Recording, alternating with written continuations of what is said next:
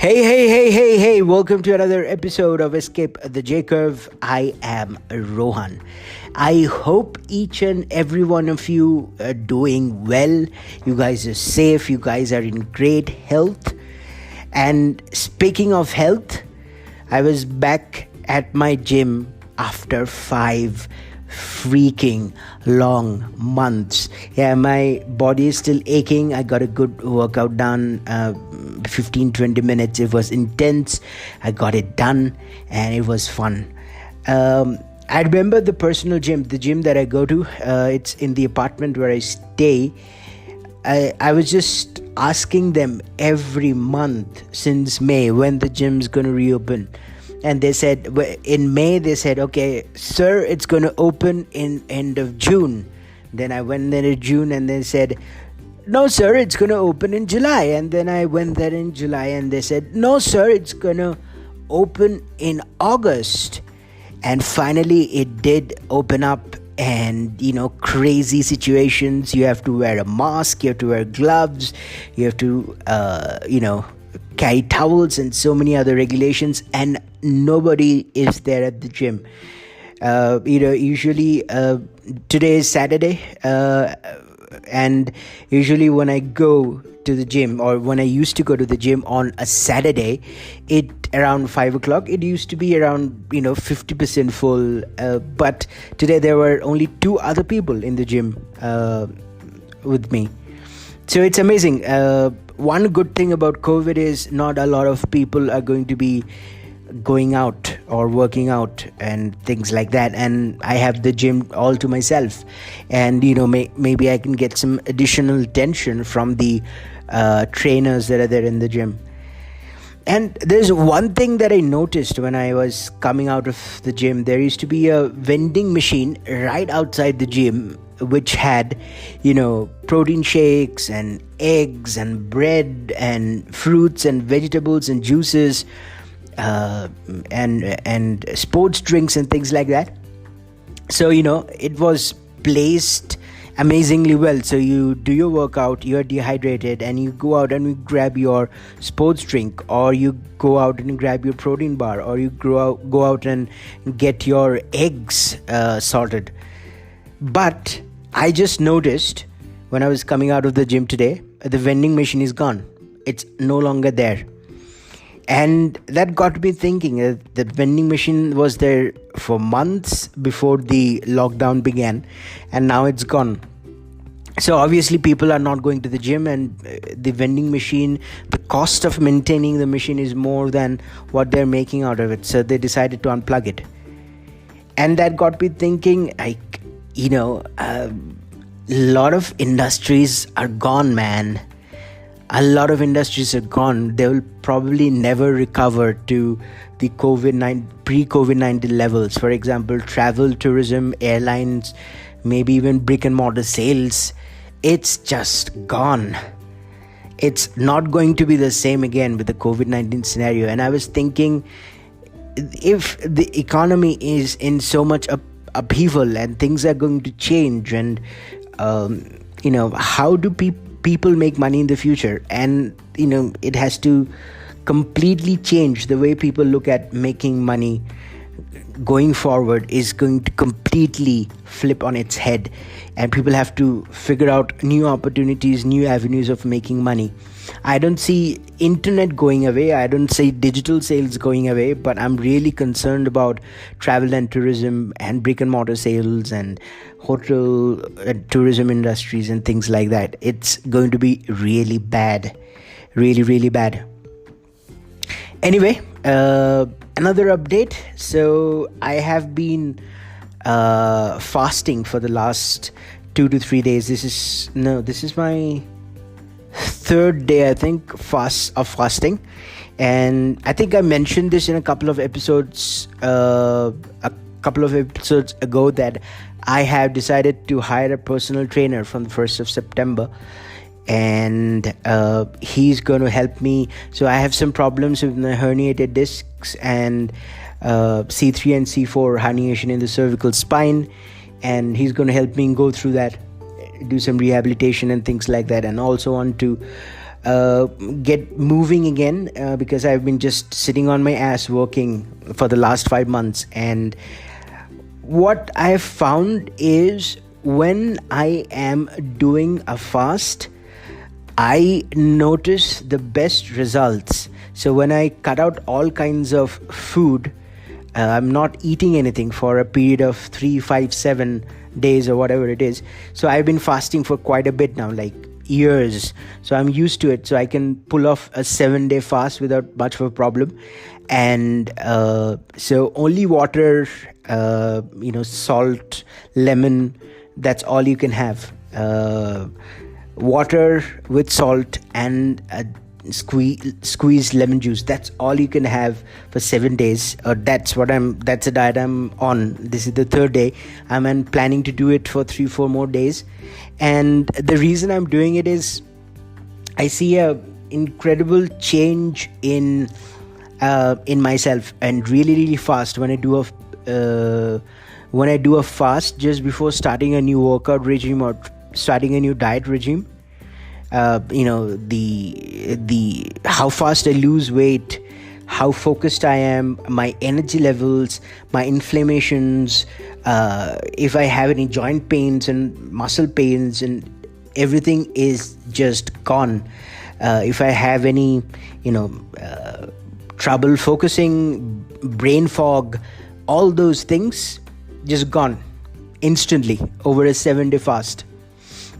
Or maybe even if you guys are starting out and if you want to try this out, do it for a couple of days, then 3 days and things like that, and you will notice a change in your energy, in your focus, in your inflammation, in your body pain, all whatever problems that you might have, it just goes away. So, and I'm just doing this fast, then I'll start working out on a regular basis, and it's going to be hardcore, 6 days a week, and I'm going to really push myself, and this is going to help me out with added focus and energy and things like that, so that I am prepared to tackle new challenges. And there are going to be lots of challenges, because the world's going to change, world's changing, and I don't see good things by the end of this year, man. I think it's gonna get worse, and I have to be physically, mentally, and spiritually focused and prepared to tackle end of 2020. It's gonna be hard. Anyway, back to some good news and things that I'm really excited about. It's my book, the 76-day lockdown guide.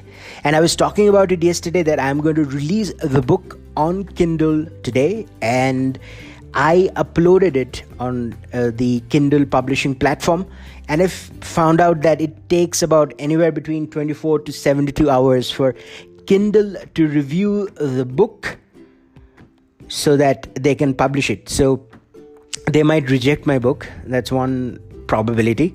I hope they do not cancel, or I hope I can publish my book, because I killed myself working for the last 2 to 3 months on the book, and fingers crossed it's going to come out within 72 hours, which is, I think this is Saturday when I'm recording this episode, and I think by next Tuesday morning the book should be available on Kindle. And obviously I'm going to leave the link for getting the book on the podcast description when it comes out. And yeah, I'm super excited about the book. And I've talked about this before, but the premise of the book is how to use the additional time that you have due to the COVID-19 scenario, the time that imagine your life before the COVID-19 scenario. You had to travel 2 hours to work every day, get ready, spend hours just to get ready and travel to work, and then come back, then you're exhausted and you cannot do anything else. But you have those additional 3-4 hours each day that you can use to transform yourself to the best version of yourself, learn new skills, maybe think about the future and build some additional income channels, because I believe it's very important. Or whatever you want to do, maybe you are a very talented musician and you have not been practicing or producing your music. You can get back to that. You can get back in touch, practice every day, or produce your music every day, and get it out in front of people. So that's what the book is all about. How can you manage your time during the COVID-19 scenario instead of losing hope, instead of feeling bad, instead of being overwhelmed by the bad news all around? How you can shut it all out and just focus on something big, building something big, and just getting it done, man. And I have highlighted all the tools, tips, and strategies about how to do that in the book. And I have given the review or the preview of the first 2 chapters in the last 2 episodes. So I'm going to talk about chapter 3 of the book in this episode. And what chapter 3 is in this book, the 76-day lockdown guide, I talk about the importance of getting your life handled. So in my experience, life is a very complex equation and it's very difficult to get right. There's so many things that you're working on a regular basis, like your health, like your finances, relationships, happiness, fulfillment, things like that. But there are times when you're only focused on your career, like when you want to increase your finances, and then you sort of neglect the other 3-4 areas of your life, and that might screw you in the long run. And I have seen these imbalances so many times with my friends, people who are doing extremely well financially, but they neglect their health, and they cannot put in the work that it takes to be financially successful on the long run, and they lose steam and fall back behind. And I've seen the other thing as well, people who are too focused on the relationship, men trying to find their partners, they're trying to meet a lot of women, and they just, or maybe meet a lot of women, or just focused on one person who might not be the best person for you, but you're focused on that person. For some reason you're attached to that person, and it might not be the best relationship for you, and you neglect your career and your finances. And that has happened to me as well. Very important lesson, but painful time in my life when I neglected everything just to be in a relationship, and that screwed me up real bad. But thankfully I've been able to bounce back from the situation. And all of those areas of life, your health, your finance, your happiness, your relationships, and most importantly, your legacy or your impact. All of those areas of life matter, and life does not come with a operating manual. Unfortunately, you do not know what to do, you do not know what to focus on. So I sort of lay out a framework on how to go about balancing these areas of your life in chapter 3 of the book. And I'm pretty proud of what I've been able to put into the book. So whatever I've learned on how to manage all these areas of your life, I've put in chapter 3 of 76-day lockdown guide. And then in the other chapters, I go about go deep into these areas of your life and how to optimize them. Okay, so let's look at all these 5 areas: health, obviously, finance, happiness, relationships, legacy. I think on August 29, 2020, I think there's no doubt in anybody's mind, I don't think anybody doubts this, that you need to build bulletproof income streams. And I was just talking about the vending machine at the beginning of the episode. It was gone. That is a metaphor for a lot of businesses just evaporating, just gone, just truncated, just destroyed overnight. And a lot of physical brick and mortar stuff, it's gonna die. It's gonna be very hard for them to bounce back from this situation. So I think the future is online, the future is digital, and it's, I think, 16% of the economy right now. I think it's going to be more than 50% of the economy in 2021. So it's time to create digital assets. And that would be the first step of getting your finances right, I think, going forward from 2020 onwards. And there are lots of shit advice on finances, man, on creating wealth. People say that, buy your car, buy real estate, invest in real estate and stocks and bonds and things like that. And that's going to make you rich over time. So the three biggest financial stupidity: save your money.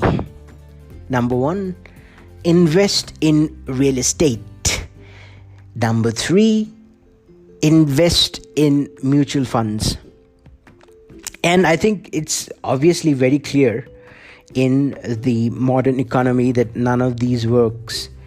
So let's take an example. If you save your money and keep it in your savings account, do you know how much interest you're going to get? In the USA, I think it's about 0.005%.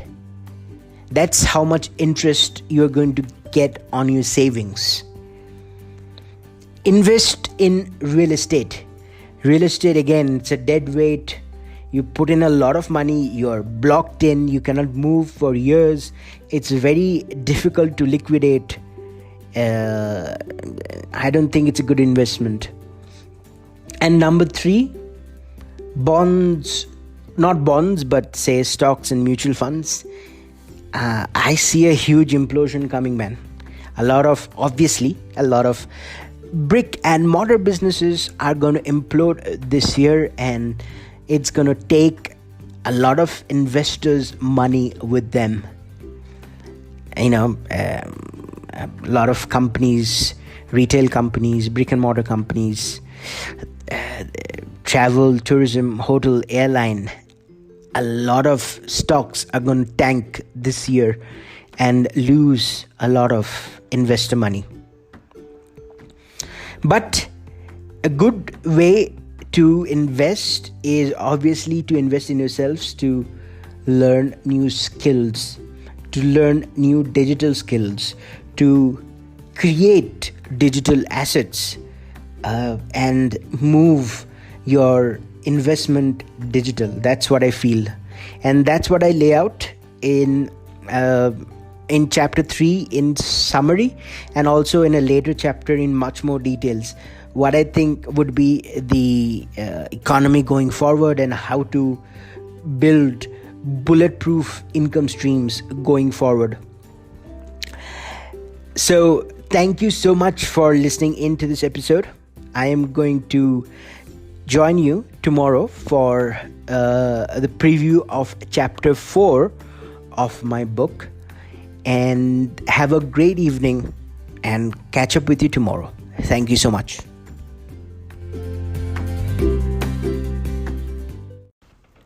Listen, thanks so much for listening to the episode. I really appreciate it.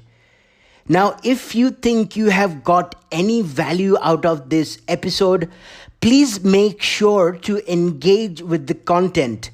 My podcast is available on all of the platforms like Spotify, like Apple Podcast, Google Podcasts, Breaker, and it's also even available on YouTube.